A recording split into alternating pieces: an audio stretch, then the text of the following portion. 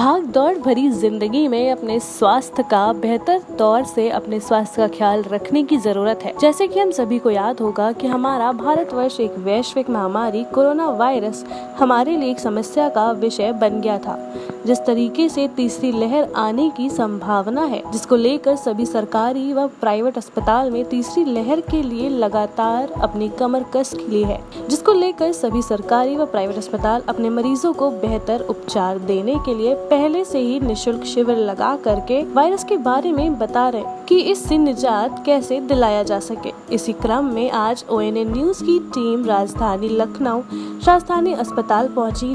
Corona virus यानी कोविड-19 की दूसरी लहर तो समाप्त हो गई है और तीसरी लहर की तैयारी प्रदेश सरकार और सभी डॉक्टर्स की टीम लगातार कर रही है। हम मौजूद है राजधानी लखनऊ के राजधानी अस्पताल पर, जहां पर फ्री कैंप का आयोजन किया जा रहा है। हम अपने सहयोगी से कहेंगे, दिखाएं कि ये राजधानी अस्पताल है जो कि साउथ सिटी में स्थापित है और यहाँ पर जो कैंप है वो जो निःशुल्क कैंप है। बात की जाए डॉक्टर्स की टीम, वो लगातार यहाँ पर जो जनहित के लिए वो लगातार काम करती रहती है और जो डॉक्टर्स की टीम है वो बदस्तूर यहाँ पर जो पेशेंट्स हैं जो उनके लिए लगातार वो कार्य करती रहती है। जो प्रत्येक रविवार को जो निःशुल्क जो कैंप किया जा रहा है वो किस तरीके से लाभकारी होगा, हम अपने सहयोगी से कहेंगे कि दिखाएं। वो जो पेशेंट्स हैं वो लगातार यहाँ पर बढ़ रहे हैं और जो निःशुल्क कैंप है वो प्रत्येक रविवार को किया जाएगा और जो सुबह से ही यहाँ पर जो डॉक्टर्स हैं वो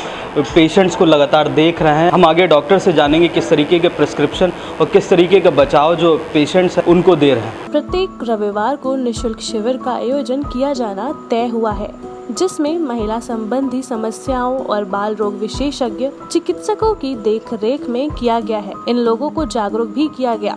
हालांकि हम डॉक्टर से भी जानेंगे कि किस तरीके से जो पेशेंट्स हैं उनको ट्रीट कर रहे हैं और निःशुल्क कैंप किस तरीके से इस्तेमाल कर रहे हैं और निःशुल्क कैंप में किस तरीके से मरीजों का इलाज कर रहे हैं। हम मैम है वो लगातार जो पेशेंट हैं उनको देख रही हैं और अगर बात की जाए जो महिला रोग है वो कहीं ना कहीं जो तीसरी लहर है उसके लिए काफ़ी ज़रूरी है, क्योंकि महिलाएँ ही जो तीसरी लहर है वो कहीं ना कहीं बच्चों के लिए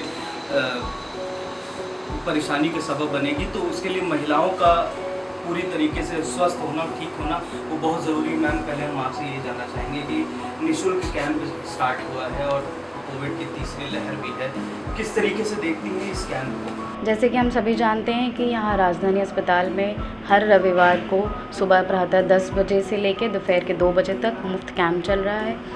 तो हम इसमें आशा करते हैं कि ज़्यादा से ज़्यादा मरीज़ महिला आए और अपने साथ अपने बच्चों को भी लेकर आए।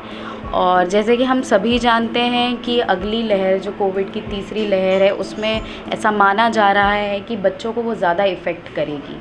तो महिलाओं को ये जानकारी होना चाहिए कि अगर उनके बच्चों को या फिर उन्हें सर्दी, खांसी या बुखार जैसे कोई भी लक्षण दिखते हैं तो वो तुरंत अस्पताल आएँ और इस चीज़ के लिए वो जानकारी यहाँ से अस्पताल से प्राप्त करें। अगर जो महिला की माहवारी की जो समस्या है वो किस तरीके से होती है, वो कितना परेशान कर सकती है एक महिला को? देखिए, हर महिला को ये जानकारी होनी चाहिए कि जो हर माह उनकी मासिक धर्म जो कि माहवारी आती है, उन्हें पता होना चाहिए कि वो हर महीने टाइम से आए। और अगर उसमें ऐसा कुछ भी उनको लगता है कि वो समय से पहले आ रही है, यानी कि 30 दिन या 28 दिन से 22 दिन पूरा है, या फिर वो 40-50 दिन में आ रही है, या फिर जो खून का प्रभाव है वो ज़्यादा हो रहा है, उन्हें ज़्यादा खून जा रहा है, तो ऐसे में हर महिला को ये पता होना चाहिए कि किस किस समय पे महीना आता है और कितने समय का नॉर्मल होना चाहिए। अगर उसमें कुछ भी गड़बड़ी हो तो महिलाएं तुरंत अस्पताल आएँ और इसकी जानकारी डॉक्टर से प्राप्त करें। मैम, अगर बात की जाए बच्चा, किसी लेडी के अंदर बच्चा अगर नहीं ठहर रहा हो या उसको कुछ प्रॉब्लम हो तो वो क्या समस्या होती है? क्या वो मेजर प्रॉब्लम होती है या आपको दवाओं की थेरेपी से वो ठीक हो सकता है? देखिए, अगर किसी महिला को बच्चा नहीं ठहर रहा है तो सबसे ज़्यादा इम्पॉर्टेंट होता है कि उनकी एज, उम्र। अगर एक सही उम्र के दौरान महिला अगर अस्पताल आके इस समस्या को हमसे डिस्कस करें कि हमें प्रेगनेंसी में प्रॉब्लम हो रही है, हमारी शादी को इतना समय हो गया है और हमें बच्चा नहीं ठहर रहा है, तो वो अस्पताल आए। कुछ जांचें होती हैं जो कि बच्चेदानी होती है, बच्चेदानी से जुड़े हुए अंडेदानी होती हैं और उनमें से जुड़े हुए ट्यूब होते हैं, उस ट्यूब की जांच होती है। कई बार देखा जाता है कि 90% महिलाओं में वो ट्यूब ब्लॉक हो जाती है, जिसके वजह से बच्चा नहीं ठहर पाता है। और बच्चा नहीं ठहरने का एक बहुत बड़ा इम्पॉर्टेंट कारण होता है कि जो उनके पार्टनर हैं यानी कि हस्बैंड, उनकी भी जांच बहुत ज़्यादा ज़रूरी होती है। कई बार होता है महिला में कोई कमी नहीं होती है, आगे चल के 10 साल के ट्रीटमेंट के बाद पता चलता है कि कमी तो उनके हस्बैंड में या कि उनके पार्टनर में थी। तो इसीलिए इम्पॉर्टेंट है पति पत्नी दोनों आए ऐसी समस्याओं को लेकर और हमसे डिस्कस करें। कुछ जाँचें हैं जो कि की जाती हैं, जो कि बहुत बेसिक होती हैं, वो कराना ज़रूरी होती है। मैम, अगर बात की जाए प्रेगनेंसी और डिलीवरी की, तो क्या कुछ जानकारी है वो हमारे दर्शकों से आप साझा करना चाहें? जैसे कि कोई महिला अगर प्रेग्नेंट है तो ये बहुत ज़रूरी है उस महिला के लिए कि वो प्रेगनेंसी के शुरू में ही, जब उसको पता चले कि उसका मासिक धर्म बंद हो गया और उसे ऐसा लगे कि वो प्रेग्नेंट है, तो वो तुरंत अस्पताल आए। वो बिल्कुल से भी इंतज़ार ना करें कि अभी तो 1 महीना हुआ है, 2 महीना हुआ है, हम 3 महीने बाद अस्पताल जाएंगे, ऐसा बिल्कुल नहीं होता है। शुरू से ही माँ और बच्चे की दोनों की केयर की जाती है।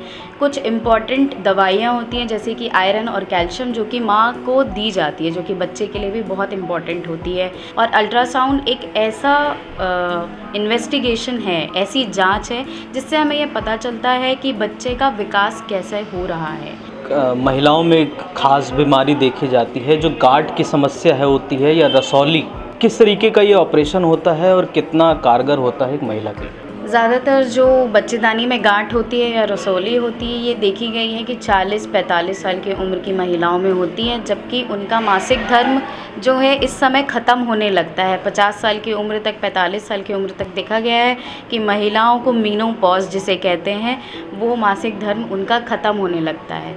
इस दौरान हार्मोनल चेंजेस की वजह से और बॉडी में काफ़ी सारे चेंजेस की वजह से कई बार महिलाओं में देखा जाता है कि जैसे जैसे वो अपने मासिक धर्म के अंतिम चरण पे पहुंचती हैं, तब उनको अपने माहवारी में ज़्यादा फ्लो या फिर ज़्यादा खून जाने की समस्या शुरू हो जाती है। इसका कारण कई बार रसौली होता है जो कि बच्चेदानी में हो रहा होता है, गांठ बन जानी होती है। तो इस के लिए हम काफ़ी सारे मेडिकल ट्रीटमेंट भी करते हैं और इसके लिए ऑपरेशन भी यहाँ पे किया जाता है।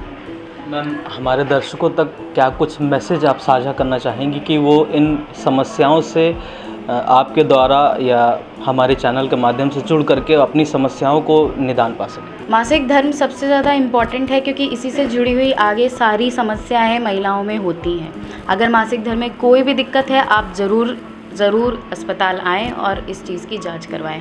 अभी हमारे यहाँ पे राजधानी अस्पताल में फ्री में कैंप चल रहा है। रविवार को हर दिन सुबह 10 बजे से लेकर 2 बजे तक फ्री कैंप चल रहा है। आप यहाँ पर आएँ, सभी जांचों में 25 से 30% की छूट भी दी गई है। अपनी जांचें करवाएं और अपना फुल चेकअप करवा के आप निश्चिंत घर पे बैठें। राजधानी अस्पताल के डायरेक्टर व संस्थापक सीपी दुबे ने इस मुहिम में सभी डॉक्टर के साथ सामंजस्य बिठाया और ज्यादा से ज्यादा लोगों से इस निशुल्क कैंप में आने की भी अपील की, जिसके डॉक्टर की टीम के रूप में डॉक्टर विनोद कुमार वर्मा और प्रियंका राठौर रही। इसी क्रम में हमारे साथ जो दूसरे पैनलिस्ट डॉक्टर हैं, डॉक्टर विनोद कुमार वर्मा जी, हम उनसे भी जानेंगे जो कि राजधानी अस्पताल में पीडियाट्रिक बाल रोग विशेषज्ञ डॉक्टर्स की जो पैनल है उसके हेड हैं। सर, हम आपसे पहले तो यही जानना चाहेंगे कि बच्चों में बुखार की जो समस्या होती है किस तरीके से देखते हैं, क्योंकि तीसरी लेयर जो लहर है वो शुरू होने वाली है, तो किस तरीके से देखते हैं बच्चों में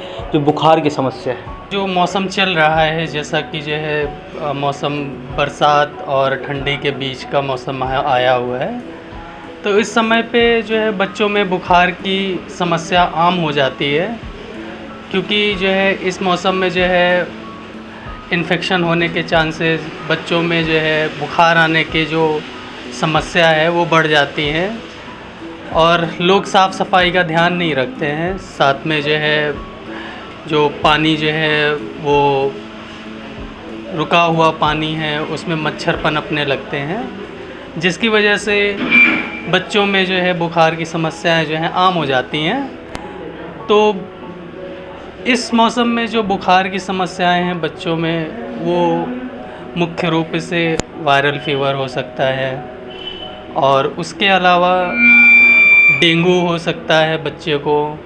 सर, जिस तरीके से आपने बताया कि जो बुखार बच्चे का है वो आ सकता है और जो तरीके हैं उसको किस तरीके से हम मेज़र करें। लेकिन सर हम आपसे यही जानना चाहेंगे कि जब बुखार आ जाता है बच्चे के अंदर तो कहीं ना कहीं जो पेरेंट्स हैं वो परेशान हो जाते हैं और डॉक्टर्स की तरफ भागते हैं बच्चे को लेकर। तो अगर ज़रूरी जो सलाह है आपकी वो किस तरीके से क्या कुछ देना चाहेंगे कि अगर बहुत ज़्यादा तेज़ बुखार है उनको अपने डॉक्टर तक जाने में कुछ समय लग सकता है, तो उस टाइम के लिए क्या कुछ प्रिस्क्रिप्शन है वो आप देना चाहेंगे? देखिए, सबसे पहले तो ये है कि बुखार का जैसे ही पता चले तो अगर आसपास कोई डॉक्टर नहीं है तो सिर्फ पैरासीटामोल जो बुखार के लिए बच्चों में उपयोग की जाती है वही देना चाहिए। उसके अलावा कोई और दूसरी दवा जो है देने की कोशिश ना करें। उसके उपरांत जो है शीघ्र ही जो है वो अपने जो निकट में बच्चों के डॉक्टर हों उनसे संपर्क करें, बच्चों को दिखाएं और उसके बाद ही अपना जो बच्चे का इलाज है वो कराना चाहिए। ऐसा नहीं है कि घर में खुद से इलाज करने लगे। और आजकल के जो पढ़े लिखे हुए जो पेरेंट्स होते हैं वो गूगल में सर्च करने लगते हैं, जिसकी वजह से वो जो साधारण बुखार होता है उसकी भी जो है वो गंभीर बीमारियां बना लेते हैं और उसकी वजह से वो घबराने लगते हैं कि हमारे बच्चे को बहुत गंभीर बीमारी हो गई है। तो ये सारी चीज़ें भी नहीं करनी चाहिए उन्हें और डॉक्टर से तुरंत संपर्क करना चाहिए, जिससे जो है बच्चे को सही इलाज सही समय पे मिल सके।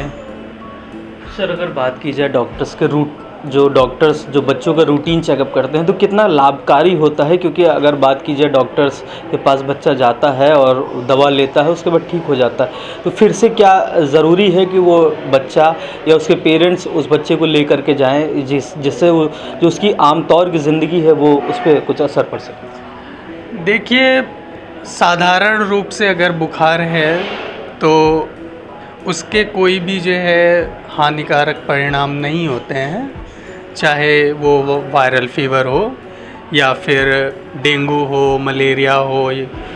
अगर दिमागी बुखार भी आ गया है तो उसकी वजह से ज़्यादा दिक्कतें नहीं आती हैं।